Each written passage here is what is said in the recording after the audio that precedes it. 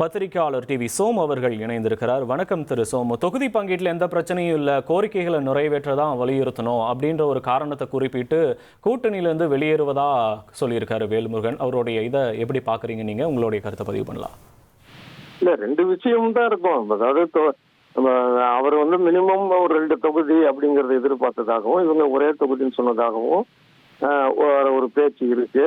இன்னொரு பக்கம் இவர் வேல்முருகன் தன்னுடைய கொள்கையில மிக தீவிரமா இருக்கிறவர் தான். இப்ப கடந்த முறையில உதயசூரியன் சின்னத்துல போட்டியிட்டால் கூட இந்த 5 வருடங்களும் தமிழ்நாட்டுக்காக, தமிழ்நாட்டு மக்களின் உரிமைக்காக பல்வேறு விதங்களில் அவர் தன்னுடைய கோரிக்கைகளை வலியுறுத்தி இருக்கிறார் சட்டமன்றத்திலேயே. அதெல்லாம் நம்ம பார்த்தோம். அவர் இந்த ஒரு சூழலில் இங்க போதுமான இடம் இல்லை, உரிய இடம் இல்லை அப்படிங்கிறப்ப கூட இன்னொரு பக்கம் இவங்க அதிமுக கூட்டணிக்கு, என்டிஏ கூட்டணிக்கு போகணும்னு நினைக்கல, தனியா தான் ஒரு கூட்டணியை அமைக்கிறாரு.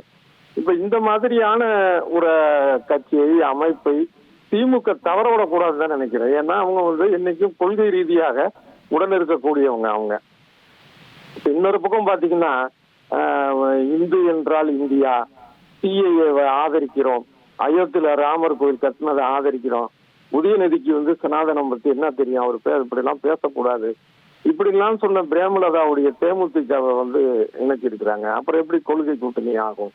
இதையும் யோசிக்கணும். சரி, அது ஒரு எம்பி கொடுத்துட்டாங்க, அவங்களுக்கான சீட்டு கொடுக்க போறாங்க, அது ஒரு பக்கம். ஆனா குறைஞ்சபட்சம் கொள்கை ரீதியாகவும் அதே நேரத்துல ஒரு போராட்ட களத்தில் இவங்க தமிழக வாழ்வுரிமை கட்சி தொண்டர்கள்லாம் பாத்தீங்கன்னா, இப்ப ஒரு தொண்டர் அப்படிங்கிறது ஒரு 10 தொண்டருக்கு சமம். அவங்கெல்லாம் தேர்தலில் முன்னின்று பணியாற்றக்கூடியவர்கள்.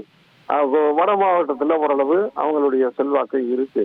இதெல்லாம் காரணமா வச்சு அதுக்கான உரிய இடத்தை திமுக கொடுக்கணும், இப்பயாவது கொடுக்கணும். அது விலகிட்டான்னு இவர் சொன்னால் கூட இப்ப நிச்சயமா இப்ப இருக்கக்கூடிய 2 கூட்டணியில வேல்முருகனுக்கு அணுக்கமான கூட்டணினா அது திமுக கூட்டணி தான். அது தெரிந்த ஒரு விஷயம்.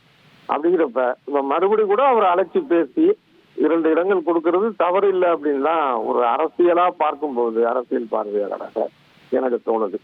1,27,00,000 மனங்களை வென்ற தந்தி டிவி யூடியூப் சேனல். தவிர்க்க முடியாத தம்ப்நெயில்ஸ், கலக்கலான கான்டென்ட்ஸ். நீங்களும் இந்த குடும்பத்தில் இணைய இப்பவே சப்ஸ்கிரைப் பண்ணுங்க.